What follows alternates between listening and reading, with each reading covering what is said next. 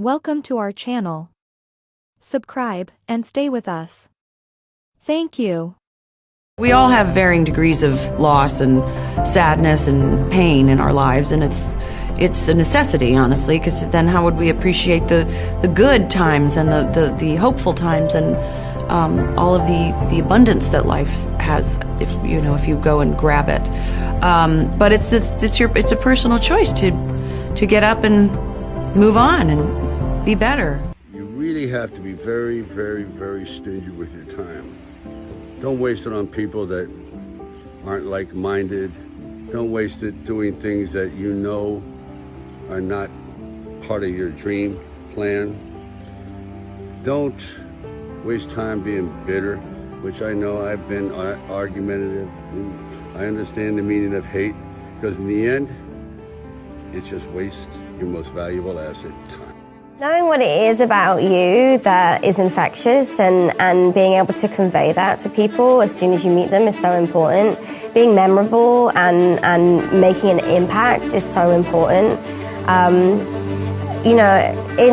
That's true for so many different lines of work, and not just like as an actor, but you have to do things to stand out. You can't play by the rules. And I think that, just knowing that you're good enough and making sure that you stay on that path to be that person. Well, it's dedication and hard work. This is my words, to dedicate myself 100% every time to be the position that I am today. It's not 1 year, it's 10 years, 12 years, to maintain my level.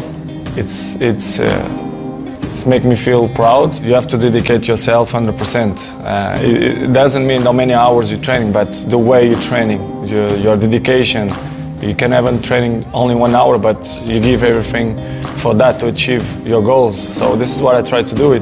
This is make me feel proud, and I will continue to work hard to maintain that level. You should never, ever be embarrassed by those struggles. You should never view your challenges as a disadvantage.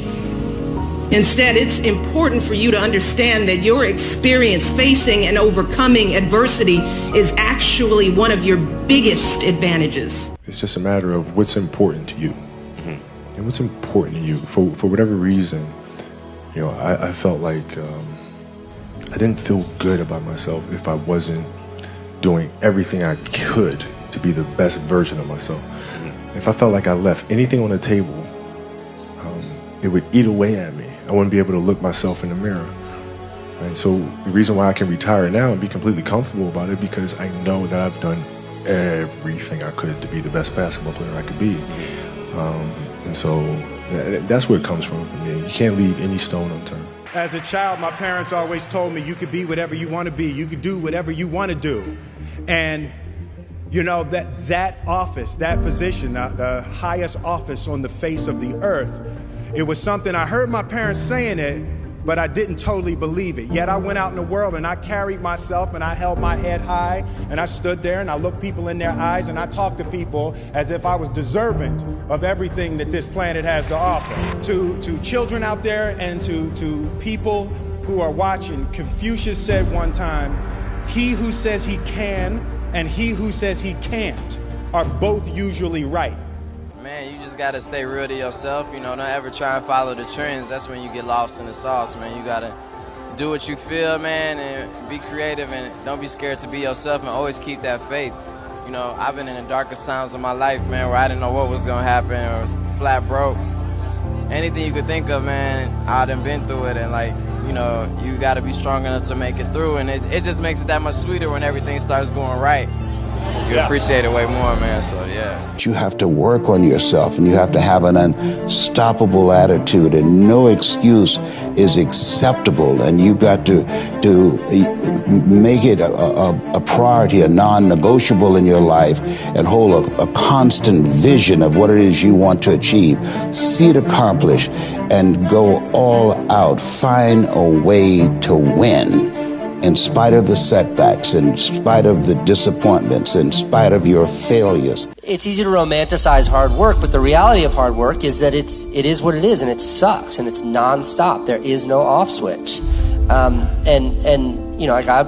I don't need to work hard. We could leave expensive New York City and move somewhere more cost effective, and I can do nothing but watch TV for the rest of my life. And I can say that at age 37, and that's a huge privilege. But instead I work 20 hours a day because I love every second of it. You ain't never gave 100%. And in order to knock on the door 100 times, you're going to have to get 120. Get up out of here. You can't do this.